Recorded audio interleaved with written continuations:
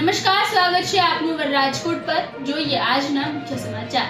ધોરણ 10નું પરિણામ આ વખતે 1 મહિનો વહેલું 25 થી 30 એપ્રિલે જાહેર થાય તેવી શક્યતા. પેપર ચકાસણીની કામગીરી 80% પૂર્ણ. રાજકોટમાં 2018માં ઢોરની ઢીકથી થયેલા યુવકના મોત મામલે સિનિયર સિવિલ કોર્ટ દ્વારા મનપાને 13.70 લાખનું વળતર આપવાના હુકમ. ક્ષત્રિયોના વિરોધ વચ્ચે CR પાટીલની પ્રથમ પ્રતિક્રિયા. ક્ષત્રિય સમાજ મોટું મન રાખી રૂપાલાને માફ કરી દે. BCCI દ્વારા IPL 2024ની 2 મેચની તારીખમાં ફેરફાર. કોલકાતા વર્સિસ રાજસ્થાનની મેચ 17 એપ્રિલના બદલે 16 એપ્રિલે અને ગુજરાત વર્સિસ દિલ્હીની મેચ 16 એપ્રિલના બદલે 17 એપ્રિલે.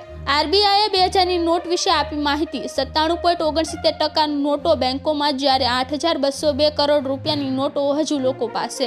રાજકોટ ટ્રાફિક બ્રાન્ચ અને કોર્પોરેશન દ્વારા મહત્વનો નિર્ણય. ગરમીને ધ્યાનમાં લઈ બપોરે 1 થી 4 સિગ્નલ રહેશે બંધ. વિદેશ મંત્રી ડોક્ટર S જયશંકરે રાજકોટમાં ભારત ભાગ્ય વિધાતા વિષય પર કર્યો સંવાદ. ગુજરાત પોલીસ ભરતી બોર્ડના અધ્યક્ષ IPS અશ્વિન પટેલની મોટી જાહેરાત. PSI તથા લોકરક્ષક ભરતીની પરીક્ષા ઓફલાઈન લેવાશે. રાજ્યમાં ગરમીનો પારો 5 ડિગ્રી વધશે. 20 એપ્રિલથી આકરી ગરમીની શરૂઆત થશે. મેદાની વિસ્તારમાં લૂની અસર વધુ પડવાની શક્યતા. રાજકોટ કોંગ્રેસ કાર્યાલય ખાતે યોજાઈ બેઠક. બોલાચાલી થતા પ્રવીણ સોરાની ચાલુ બેઠકમાંથી જતા રહ્યા.